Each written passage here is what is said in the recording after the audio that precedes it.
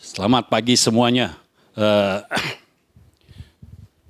Ketika disampaikan firman tentang hubungan suami istri, akan ada pertanyaan bagaimana kalau suami atau istri itu tidak berfungsi.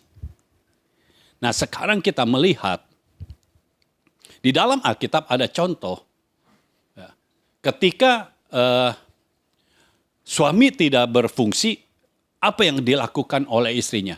Nah, perhatikan saudara, yang kita mau lakukan adalah sesuai dengan firman.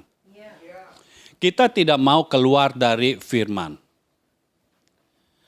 Pertama, yang harus kita ketahui, jadi saudara yang belum menikah juga harus ketahui, pria lebih banyak memakai logika, memakai pikiran. Wanita lebih banyak memakai perasaan. Jadi mengerti ya. Kenapa tiba-tiba wanita bisa panik? Karena biasa pakai perasaan. Jadi yang pria mengerti wanita bagaimana, wanita mengerti pria bagaimana. Kalau pria perlu mikir dulu. Ya. Makanya kalau pria dan wanita dijadikan satu, ya, menjadi satu tubuh dan satu roh di dalam pernikahan, membentuk keluarga yang baru, ini menjadi luar biasa. Artinya pikirannya dipakai, perasaannya dipakai. Akan menjadi luar biasa. Tetapi kalau masing-masing berdiri sendiri tidak lengkap. Ya. Hawa dibentuk oleh Tuhan untuk menjadi penolong Adam supaya Adam menjadi lengkap. Ya. Karena ketika melihat Adam sendiri, Tuhan kan berkata, ini tidak baik. Kalau manusia ini, kalau Adam ini seorang diri saja. Artinya ada kelemahan kalau sendiri. Maka perlu seseorang yang berbeda dari Adam. Makanya Adam laki-laki, pendampingnya adalah wanita. Ya, perempuan. Harus perempuan. Kalau Adam laki-laki, pendampingnya harus perempuan. Lo bisa bayangkan saudara, kalau laki-laki, Adam laki-laki, terus dibentuk lagi, laki-laki lagi. Itu pakai pikirannya makin kuat. Itu bukan saling melengkapi, saling menjatuhkan itu. Makanya Tuhan selalu akurat di dalam melakukannya. Adam laki-laki, lalu diberikan pendamping, penolong yang sepadan. Yaitu perempuan. Nah, bagaimana kalau ini ada yang tidak berfungsi? Saya beri contoh di dalam Alkitab, ada Sarai dan Abram. Ya.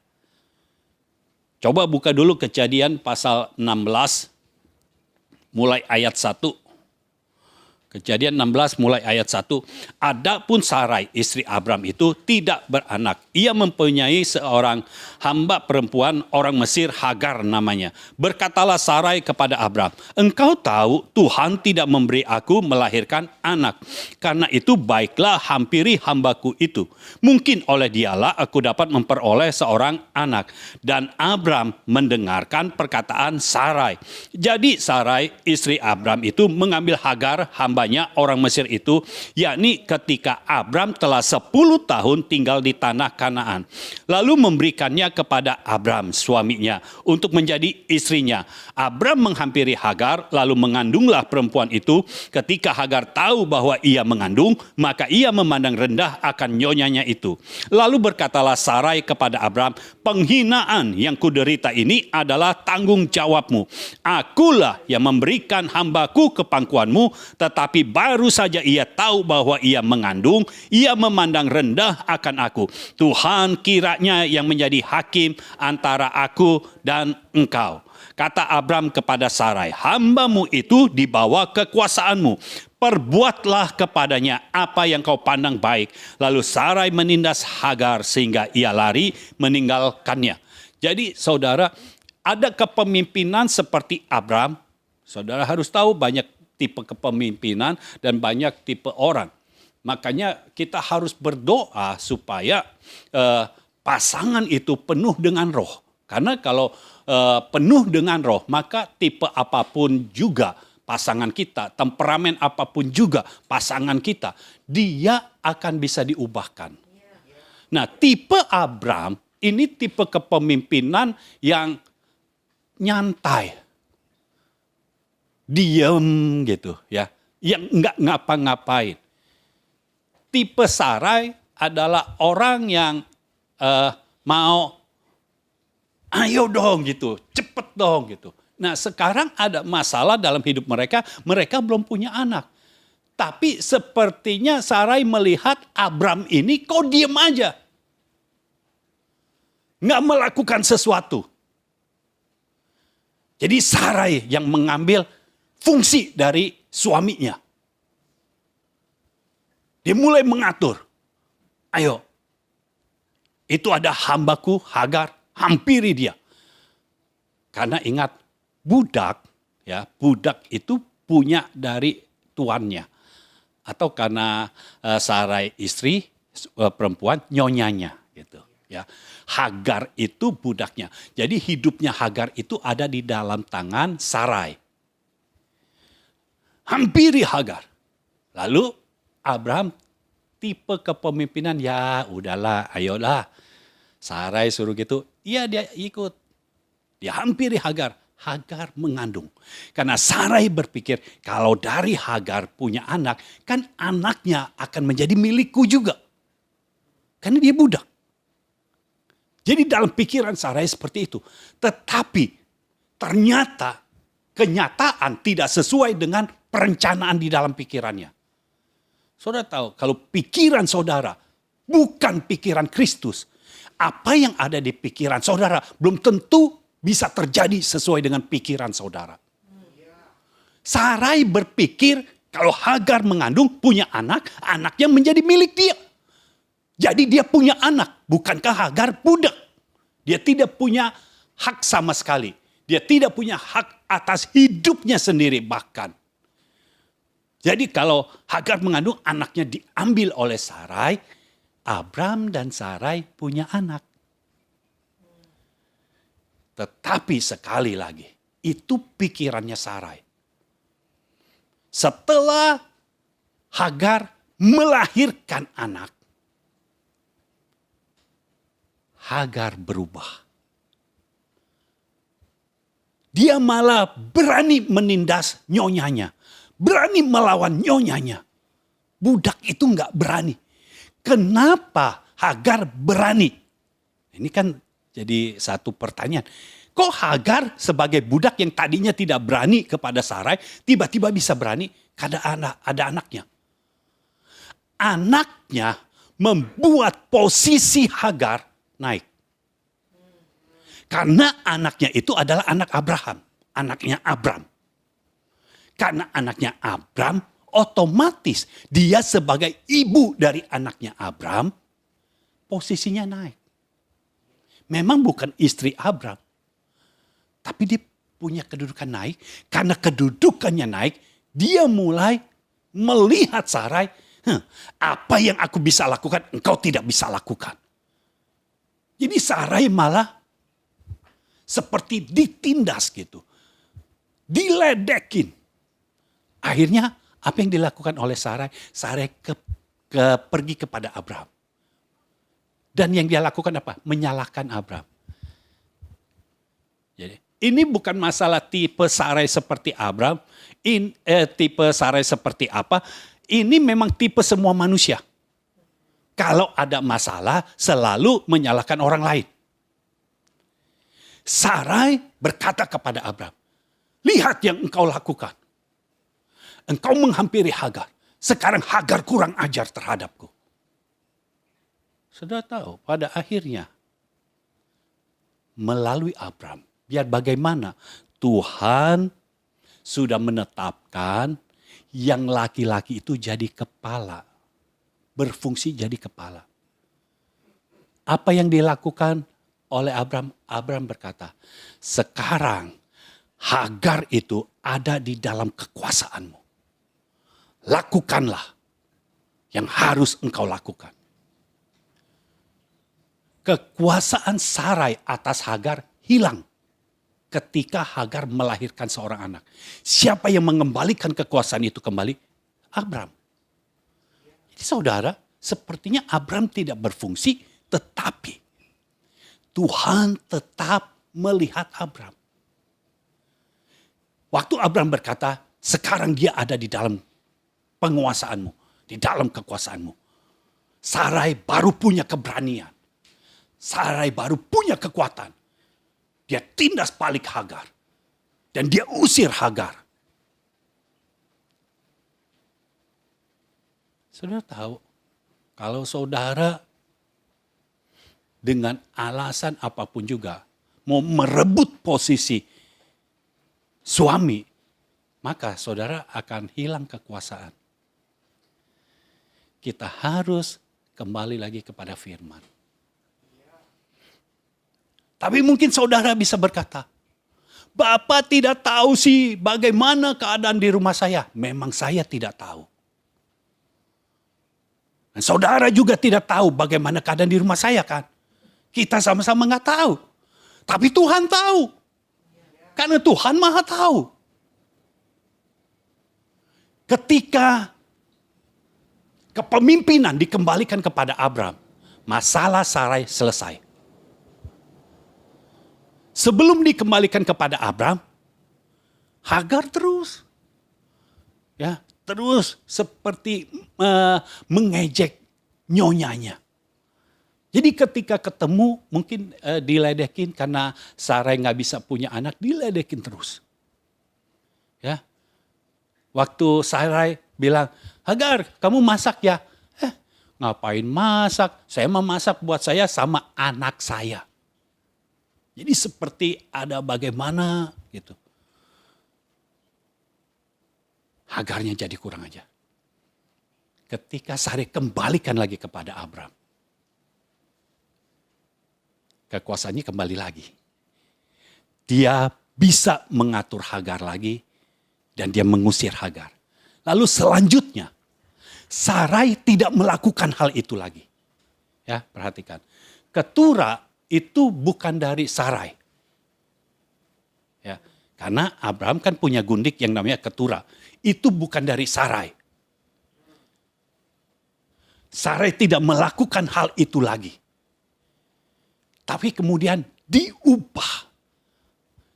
Sarai mulai berubah. Perubahan harus ada di dalam diri kita terlebih dahulu. Baru orang lain mengalami perubahan. Di dalam rumah jangan pernah menuntut. Sarai menuntut Abraham. Hasilnya tidak baik. Tetapi ketika Sarai tidak menuntut Abraham. Sarai mulai memanggil Abraham dengan sebutan tuanku. Artinya Abraham kembali menempati posisinya. Menempati fungsinya sebagai kepala. Dan Sarai merelakan kepemimpinan sekarang dalam hidup Abraham. Lalu perhatikan, setelah peristiwa itu Tuhan berfirman kepada Abraham. Ya, setelah peristiwa itu, setelah Sarai memanggil Abraham itu sebagai tuannya, Tuhan mulai bekerja. Nama mereka pun kan diganti. Ketika nama mereka diganti, Tuhan berfirmannya kepada Abram. Abram, namamu adalah Abraham. Istrimu Sarai menjadi Sarah. Artinya yang berkata, yang memberitahu kepada Sarah adalah Abraham. Bukan Tuhan. Jadi firman Tuhan datangnya kepada Abraham. Abraham terima, lalu Abraham mulai beritahu kepada istrinya. Engkau namanya Sarah. Dan Sarah mengikuti. Taat. Ketika Abraham memanggil Sarah, dia nengok. Dia nggak ngambek. Namaku Sarai, bukan Sarah. Nggak begitu. Dan taunya dari mana Sarah mau mengikuti? Karena Abraham namanya dipanggil jadi Abraham. Siapa yang panggil nama Abraham paling sering? Pasti istrinya, Sarah. Jadi Abraham berganti nama jadi Abraham. Sarai berubah menjadi Sarah. Nah, ketika mereka mengikuti polanya Tuhan, di dalam rumah itu ada kuasa Tuhan yang bekerja. Bukan kuasa Sarai lagi, tapi kuasa Tuhan yang bekerja. Dan di dalam waktu yang telah ditentukan oleh Tuhan, Sarah hamil. Sarah mengandung. Dan tahun depannya melahirkan seorang anak laki-laki yang bernama Ishak. Jadi ada kuasa Tuhan bekerja dalam hidup Sarah. Sehingga yang tadinya mustahil menjadi tidak mustahil. Saudara mau di dalam keluargamu, di dalam rumahmu ada tanda-tanda heran, ada mujizat-mujizat yang mustahil menjadi tidak mustahil, yang tadinya tidak mungkin terjadi menjadi terjadi. Ayo kembalikan posisi, kembalikan fungsi kepada yang harusnya berfungsi. Ikuti polanya Tuhan. Tapi mungkin saudara bisa berkata, tapi kalau yang ini nggak benar-benar nggak berfungsi sama sekali, bagaimana? Kita lihat di Alkitab itu jelas semua. Kan kita belajar dari yang lain, yaitu Sipora. Sipora istrinya Musa. Ya. Keluaran pasal 4. Supaya saudara jelas, saya bukan karena saya laki-laki, terus saya memihak laki-laki. Enggak. Tapi ini keluarga yang seharusnya. Keluaran pasal 4 ayat 24. Tetapi di tengah jalan, di suatu tempat bermalam, Tuhan bertemu dengan Musa dan berikhtiar untuk membunuhnya. Berikhtiar artinya sudah ada rencana yang pasti. Tuhan sudah punya rencana yang pasti untuk membunuh Musa. Lalu ayat 25. Lalu Sipora mengambil pisau batu, dipotongnya kulit katan anaknya. Kemudian disentuhnya dengan kulit itu kaki Musa sambil berkata, sesungguhnya engkau pengantin darah bagiku. Lalu Tuhan membiarkan Musa pengantin darah, kata Sipora waktu itu, karena mengingat sunat itu. Nah, sekarang kita lihat ini tentang Musa dan Sipora. Musa pada saat itu padahal sedang berada di dalam tugas. Dia punya tugas untuk pergi ke Mesir, untuk membawa bangsa Israel keluar dari Mesir. Jadi Musa sedang berada di dalam tugas kerajaan, tugas dari Tuhan. Tapi kenapa di tengah perjalanannya Tuhan mau membunuh Musa? Artinya ada ketidakakuratan dari Musa. Saudara tahu, Tuhan sangat mementingkan keakuratan dari kita. Respon yang akurat, respon yang taat dari kita untuk Tuhan. Ketika ada ketidakakuratan, Tuhan tidak peduli lagi ada dalam tugas atau tidak. Buat Tuhan menggantikan Musa itu gampang sekali. Tapi soal keakuratan itu harus ada. Di dalam setiap orang yang benar-benar percaya kepadanya. Dalam setiap orang benar harus ada keakuratan. Kan kalau kita lihat begini, kok lucu ya. Tuhan, kalau saudara lihat ayat-ayat di atasnya, Musa ini sedang mengemban tugas dari Tuhan untuk ke Mesir, dan ini lagi ada di dalam perjalanan menuju Mesir. Tetapi di tengah jalan, kenapa Tuhan berikhtiar, punya rencana dan pasti membunuh Musa? Nah, saudara perhatikan peran istri yang menggantikan fungsi seorang suami, Sipora. Masalahnya apa sih sebenarnya? Ternyata ada anaknya Musa yang umurnya sudah di atas 8 hari, belum disunat. Sunat itu adalah perjanjian antara Tuhan dengan orang-orangnya, dengan orang-orang benarnya. Tetapi Musa tidak menyunat anaknya. Makanya saudara perhatikan di dalam ayat 25. Lalu Sipora mengambil pisau batu. Dia tidak menentang Musa, tetapi dia langsung melakukan apa yang Musa belum lakukan. Dia ambil pisau batu, karena dulu tidak ada pisau dapur, jadi pakai pisaunya itu dari batu. Lalu yang dia lakukan apa? Dia kerat kulit katan anaknya. Lalu setelah dia kerat gitu, dia tempelkan ke kaki Musa. Sebagai tanda bahwa ini dia lakukan untuk Musa. Dia lakukan bukan untuk dirinya sendiri, tapi dia lakukan untuk Musa. Makanya dikatakan pengantin darah. Pengantin. Jadi satu. Dia tempelkan ke kaki Musa. Lalu saudara perhatikan ayat 26. Di situ dikatakan, lalu Tuhan membiarkan Musa. Artinya ikhtiar Tuhan untuk membunuh Musa langsung nggak jadi, batal. Kenapa? Karena Sipora berfungsi menggantikan Musa. Nah, sekarang kita lihat apa yang dilakukan oleh Sipora. Apakah dia menggantikan Musa? Ternyata tidak. Dia tidak menggantikan fungsi Musa sebagai kepala. Yang dia gantikan adalah perbuatannya. Yang belum dilakukan oleh Musa itu dia gantikan. Karena dia tidak menyunat anaknya, Musa tidak menyunat anaknya, Sipora tahu. Nah, kalau saudara tahu, suamimu ada yang tidak berfungsi. Seorang istri harus melihat apa yang belum dilakukannya. Bukan fungsi sebagai kepalanya, tetapi apa yang belum dilakukannya. Perbuatannya apa? Kan ini harus dilakukan. Karena kalau tidak dilakukan, kalau anaknya tidak disunat, artinya keluarga itu akan kehilangan seorang ayah. Dan kalau kehilangan seorang ayah, zaman dulu kalau kehilangan seorang ayah, ya sudah, itu keluarga menjadi tidak bisa apa-apa. Ya.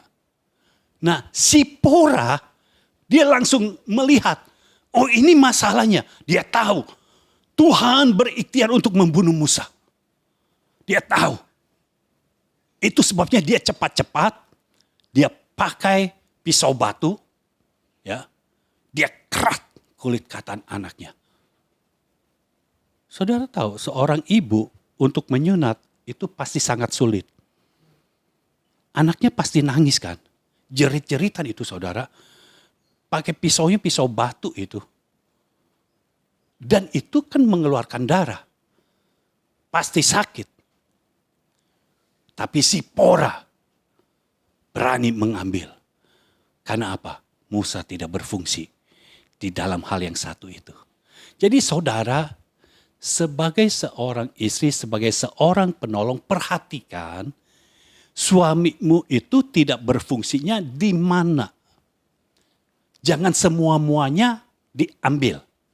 Ya, jangan semua-muanya diambil kepemimpinannya sehingga saudara yang mengambil keputusan semua.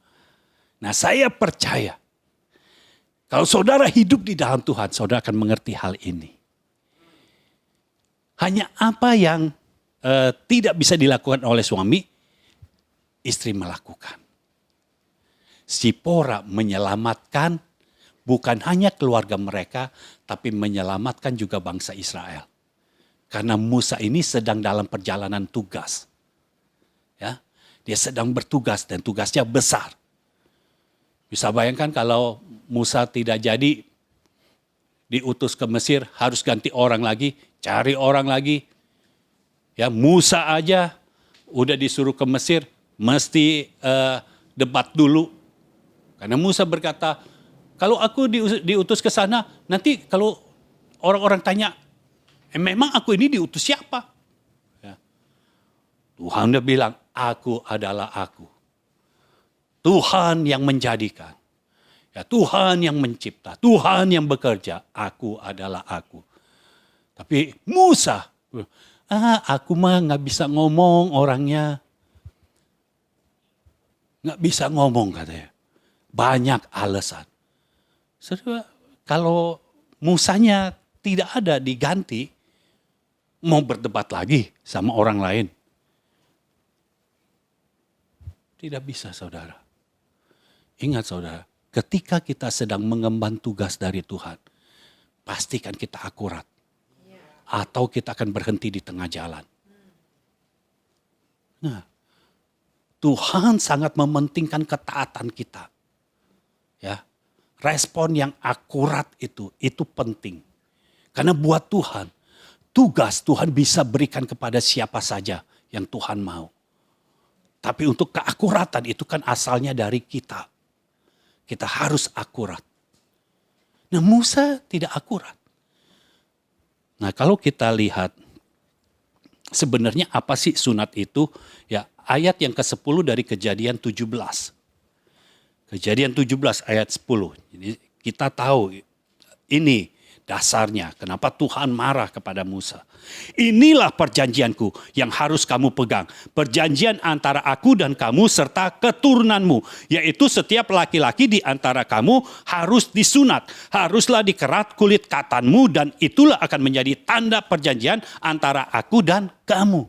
Jadi sunat ini adalah tanda perjanjian. Jadi kalau ada yang tidak disunat, artinya kita keluar dari perjanjian. Makanya Paulus berkata, sekarang ini kita bukan disunat secara lahiriah, tetapi disunat secara rohani. Disunat apa? Keinginan daging kita. Disunat apa lagi? Kemauan kita. Ya, itu yang harus disunat. Sehingga apa yang Tuhan mau dari dalam hidup kita, itu terjadi dalam hidup kita. Nah, kalau tidak ada tanda sunat, artinya kita keluar dari perjanjian. Nah, Musa mengemban tugas tanpa ada perjanjian, ini sangat bahaya. Kalau dia tetap pergi ke Mesir, dibiarkan begitu saja oleh Tuhan, pergi ke Mesir, sedangkan anaknya tidak disunat, maka berarti perjanjian antara Tuhan dengan Musa stop. Karena kan tandanya sunat. Nah, ini tidak disunat. Stop artinya apa? Perjanjian itu tidak berlaku lagi. Kalau tidak ada perjanjian antara Tuhan dan Musa, dengan kuasa siapa Musa akan menghadapi Firaun? Ya. Makanya penting bagi kita untuk tetap ada di dalam perjanjian. Jadi apa yang dilakukan oleh Sipora menutup kekurangan Musa. Karena setelah itu yang mengemban tugas dari Tuhan tetap Musa, bukan Sipora. Tetap Musa. Musa tetap yang menjadi kepala keluarga. Ya. Jadi saya berharap itu saudara mengerti bagaimana kalau ada seorang, khususnya seorang suami yang tidak berfungsi. Karena kalau istri tidak berfungsi, suami berfungsi, ya suaminya harus terus berdoa supaya istrinya itu bisa berfungsi. Ya, oke, sudah jelas di situ. Sekarang kita lanjut prinsipnya tentang suami istri. Suami istri adalah teman sekutu dan teman seperjanjian. Suami istri adalah teman sekutu dan teman seperjanjian. Maleakhi 2 ayat 14.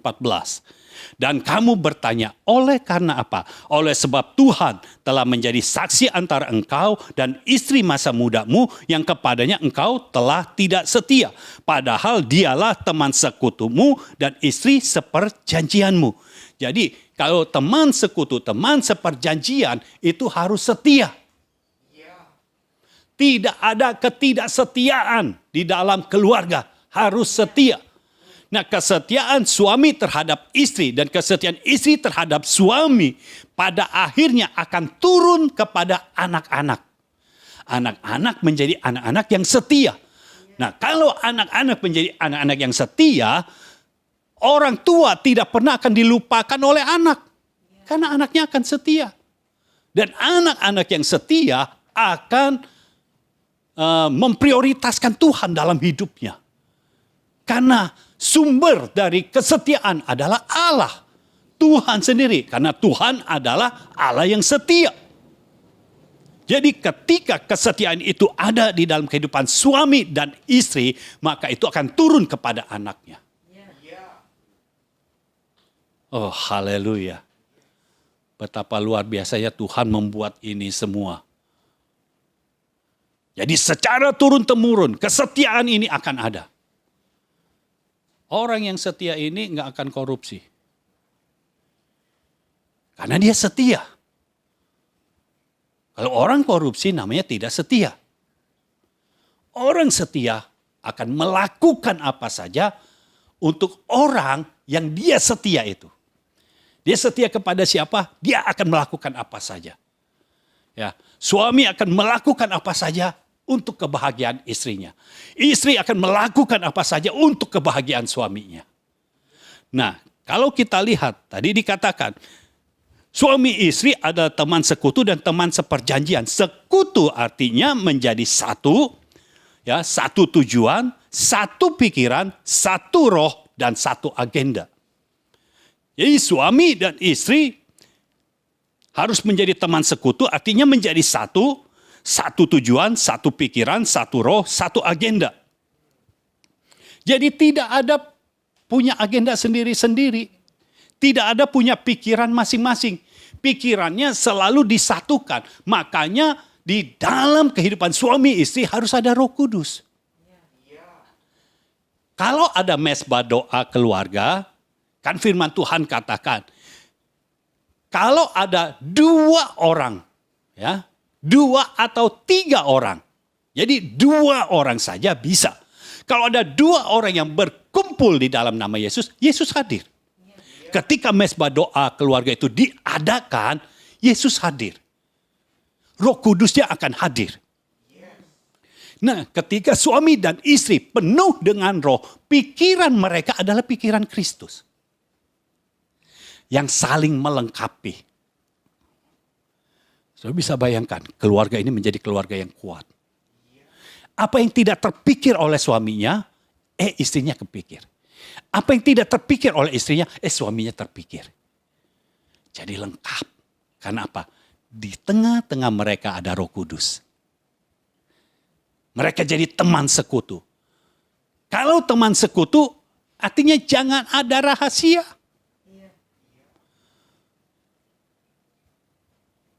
Bagaimana mungkin teman sekutu kita rahasiain yang ini ya? Gitu. Padahal ini sekutu. Saudara tahu yang namanya negara sekutu itu, ya, ketika Ukraina diserang oleh Rusia, Ukraina kan punya negara sekutu. Ada Amerika, ada dari Eropa, ada beberapa. Ya. Nah, negara sekutu ini mau membela Ukraina. Kenapa? Karena sekutu. Padahal Rusia tidak memerangi Amerika, Rusia tidak memerangi Eropa, Rusia memerangi Ukraina. Tetapi yang namanya sekutu, begitu ada masalah di salah satu sekutunya, maka yang lain akan terlibat. Istri ataupun suami, kalau ada masalah, masalah itu menjadi punya sama-sama berdua. Itu sebabnya saudara diperlengkapi dengan Roh Kudus. Supaya apa? Supaya saudara berdua bisa sama-sama berjuang, mendeklarasikan firman dengan kekuatan roh. Karena kalau dengan kekuatan roh, saudara mendeklarasikan firman, maka alam semesta akan mengikuti apa yang saudara deklarasikan. Ya, jadi ini teman sekutu. Istri itu bukan musuh, suami itu bukan musuh. Jadi sekali lagi harus diingat, ini teman sekutu. Lalu teman seperjanjian. Yang namanya perjanjian itu terikat, ya. Perjanjian itu sifatnya resmi dan mengikat. Jadi satu sama lainnya terikat. Nah, kalau kita ada di dalam perjanjian itu. Dan dengar, suami istri seperjanjian di dalam Tuhan.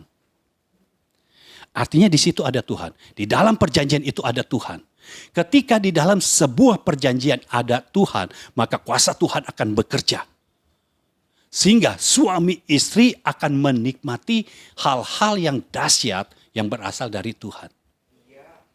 Karena suami istri menjadi satu kan. Ketika menjadi satu, seperjanjian, maka firman yang sudah tertulis akan nyata dalam kehidupan mereka. Tuhan akan memerintahkan berkat di dalam kesatuan itu. Jadi dalam hidup suami istri akan ada berkat-berkat yang luar biasa. Nah, kalau saudara yang belum menikah, tapi di dalam rumahmu, engkau bersatu aja.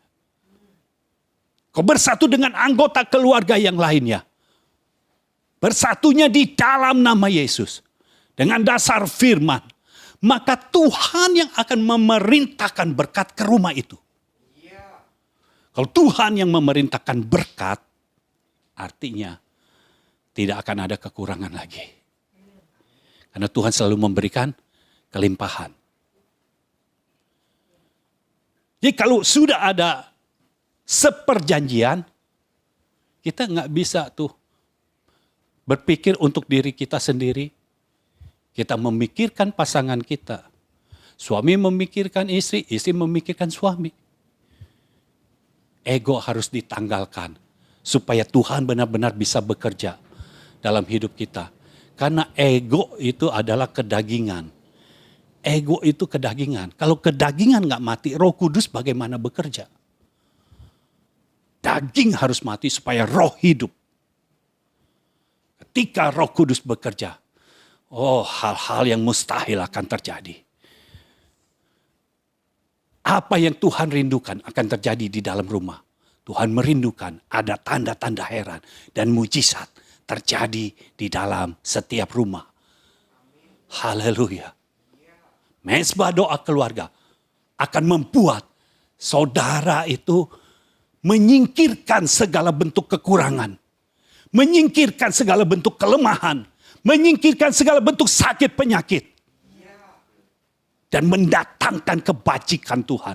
Mendatangkan berkat-berkat Tuhan. Sehingga keadaan rumah berbeda. Keluarga menjadi keluarga yang teratur dan terjamin. Haleluya. Lanjut. 1 Petrus 3 ayat 7. Demikian juga kamu, hai suami-suami, hiduplah bijaksana dengan istrimu sebagai kaum yang lebih lemah.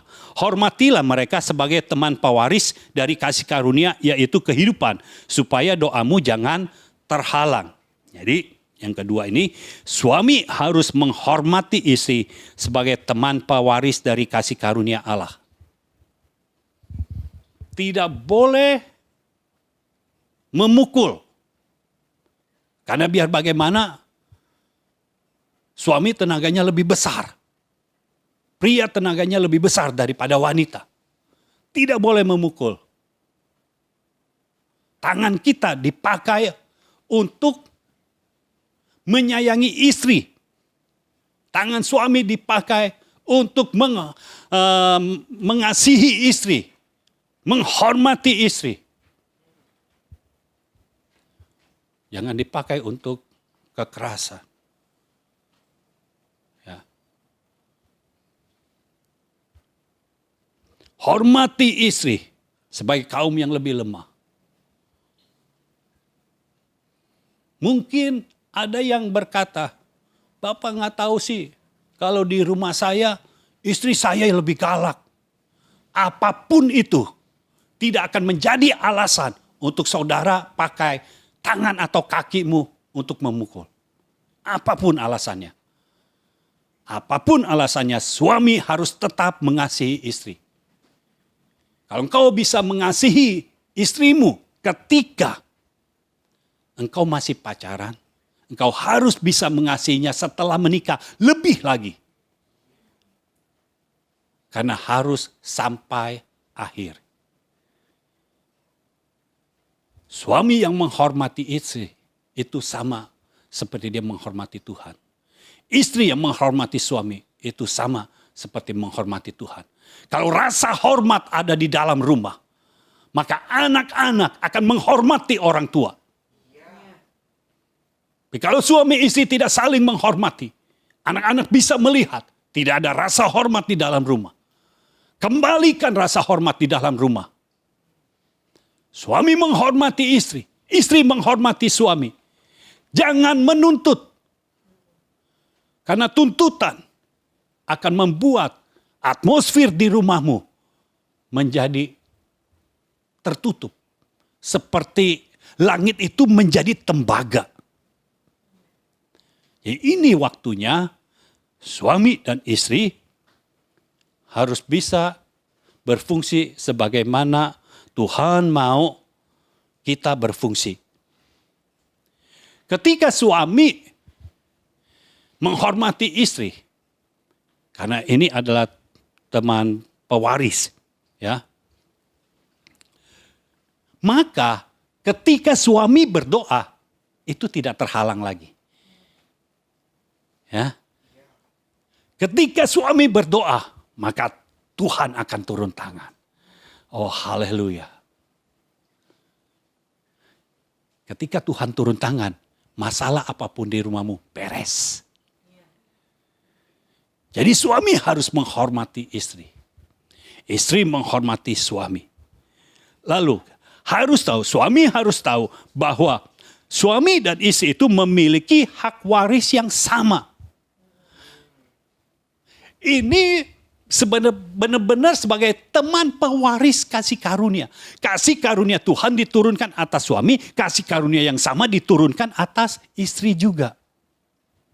Jadi suami istri berkolaborasi. Suami istri bukan berkompetisi. Ya, suami istri bersatu. Menjadi satu. Ya, kalau merasa tapi dia belum berfungsi. Kalau suami tidak berfungsi itu urusannya dengan Tuhan. Yang penting istri berfungsi. Kalau istri tidak berfungsi itu urusannya sama Tuhan. Yang penting suami berfungsi. Dan dengar ini saudara. Tuhan itu membuat firman itu yang bisa kita lakukan. Bukan yang tidak bisa kita lakukan. Pasti kalau Tuhan menulis ini artinya kita bisa melakukannya. Suami pasti bisa menghormati istri. Apapun istrinya. Maksudnya apapun sifat istrinya. Ya. Pasti bisa. Karena kita menghormati, maka kita tidak menyimpan dendam, kita tidak menyimpan rahasia. Ya. Kita ngomong apa adanya. Tapi kalau saudara mau buat surprise untuk istri, misalnya istri ulang tahun atau lagi ulang tahun pernikahan, mau bikin surprise, ya jangan dikasih tahu. Kasih taunya belakangan kalau itu. Ya. Jadi jangan ada rahasia. Handphone suami adalah handphone suami. Handphone istri adalah handphone istri. Nggak boleh gitu. Suami boleh nggak jawab WA yang ada di handphone istri? Boleh. Istri boleh nggak jawab WA yang ada di handphone suami? Boleh. Karena jadi satu. Tapi kalau pergi ya bawa HP masing-masing. Karena kan kenalannya beda-beda. Tapi kalau saudara nggak bisa jawab, jangan tiap kali di WA ada yang nanya, saudara yang jawab. Jangan begitu.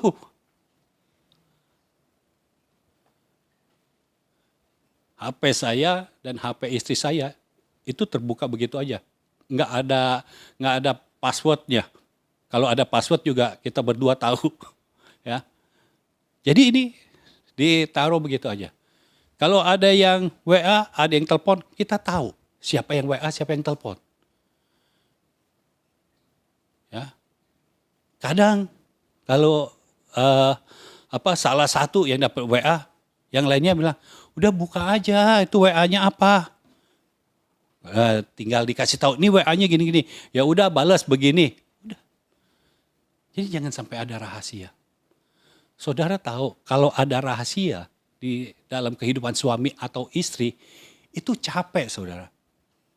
Artinya saudara sedang main kucing-kucingan. Saudara tahu film itu Tom and Jerry. Itu kan capek saudara. Lari terus. Nggak boleh ada rahasia. Suami dan istri. Ya.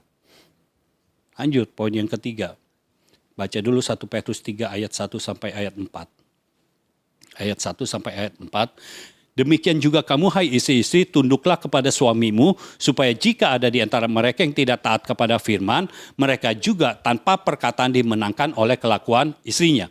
Jika mereka melihat bagaimana murni dan salehnya hidup istri mereka itu, perhiasanmu janganlah secara lahiriah, yaitu dengan mengepang-ngepang rambut, memakai perhiasan emas atau dengan mengenakan pakaian yang indah-indah, tetapi perhiasanmu ialah manusia batinia yang tersembunyi dengan perhiasan yang tidak binasa, yang berasal dari roh yang lemah lembut dan tentram, yang sangat berharga di mata Allah.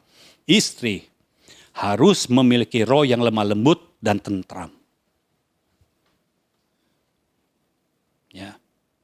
Walaupun istri kadang pakai perasaan, kalau anak sakit kan biasanya istri yang lebih panik dulu. Ya, kalau suami kan mikirin dulu ada dananya apa enggak. Kalau bawa ke dokter. Kalau istri kan udah bawa aja ke dokter. Kalau suami kan mikir dulu. Ya. Jadi istri harus punya roh yang lembut, lemah lembut dan tentram. Jangan sampai ada kekacauan.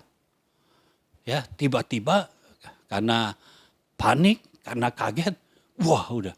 Sudah tahu, kalau istri panik, ada kekacauan, suami itu tidak bisa akan tenang. Percayalah. Saudara harus punya roh yang lemah lembut dan tentram. Perhatikan saudara yang wanita, engkau harus punya roh yang lemah lembut dan tentram. Jangan gampang panik. Kalau engkau menyerahkan perasaanmu ke dalam tangan Tuhan, maka engkau memiliki perasaan yang sama juga yang ada dalam Kristus. Sehingga engkau tenang, engkau tentram. Keluarga tidak cepat panik, tidak cepat kalut. Sehingga di dalam keluarga ada damai sejahtera. Ada sukacita ilahi. Suami istri masing-masing berfungsi. Kalau saudara melakukannya, saudara melakukan. Maka Tuhan akan bekerja di situ. Dan saudara akan menjadi keluarga yang teratur dan terjamin. Mari kita buka Filipi 4 ayat 8. Filipi 4 ayat 8 sama 9. Jadi akhirnya saudara-saudara, semua yang benar, semua yang mulia, semua yang adil, semua yang suci, semua yang manis, semua yang sedap didengar, semua yang disebut kebajikan dan patut dipuji, pikirkanlah semuanya itu. Dan apa yang telah kamu pelajari, dan apa yang telah kamu terima, dan apa yang telah kamu dengar, dan apa yang telah kamu lihat padaku, lakukanlah itu. Maka Allah sumber damai sejahtera akan menyertai kamu. Jadi Allah sumber damai sejahtera akan menyertai kita, akan menyertai keluarga kita kalau kita melakukan Filipi 4 ayat 8. Nah, kita lihat dari versi firman Allah yang hidup supaya lebih jelas ayat yang ke-8-nya.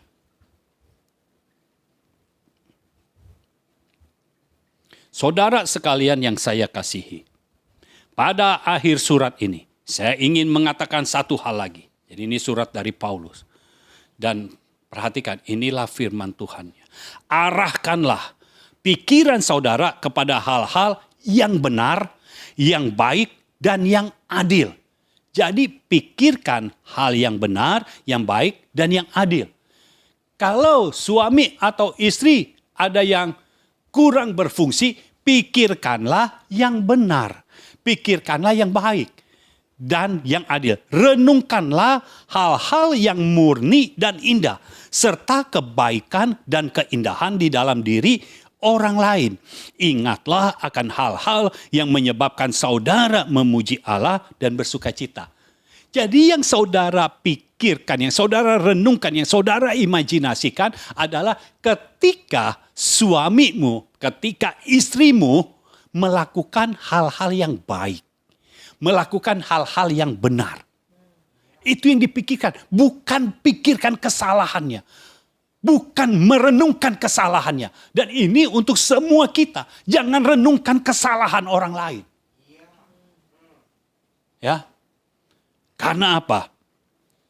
Kalau saudara mau menerima damai sejahtera dan sukacita dari Tuhan, maka kita harus merenungkan hal-hal yang murni dan indah, serta kebaikan dan keindahan di dalam diri orang lain. Nah, kalau dalam diri orang lain aja kita renungkan, apalagi dalam hidup suami istri, pasangan. Harus ada hal-hal yang murni, hal-hal yang indah, hal-hal yang baik, hal-hal yang benar. Itu yang kita renungkan.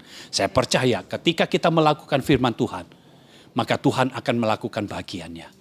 Engkau menjadi satu ya, dengan pasanganmu, maka Tuhan akan memerintahkan berkat untuk datang. Saudara tidak perlu susah payah di dalam mencari berkat, tapi Tuhan sendiri yang bekerja dalam hidup kita dan berkat itu datang sendiri. Tuhan memberkati suami istri yang hidup di dalam kebenaran firman. Mari bangkit berdiri. Bapa di sorga, kami mengucap syukur untuk firman-Mu pada hari ini. Kami percaya Tuhan, ini waktunya keluarga diubahkan, keluarga dipulihkan. Kami percaya keluarga-keluarga akan menjadi keluarga yang teratur dan terjamin. Kami berdoa Tuhan, di dalam kesatuan keluarga itu, Engkau sendiri yang memberkati mereka. Dan Engkau yang memerintahkan berkat yang mereka perlukan datang dalam kehidupan mereka, dalam kehidupan keluarga mereka. Kami percaya ini waktunya keluarga bangkit bagi Tuhan. Dan meraih semua janji yang Tuhan berikan bagi setiap keluarga. Terima kasih Bapa, biar kami menjadi pelaku firman-Mu yang akurat. Terima kasih, kami menyerahkan ini semua di dalam nama Tuhan Yesus Kristus. Amin. Amin.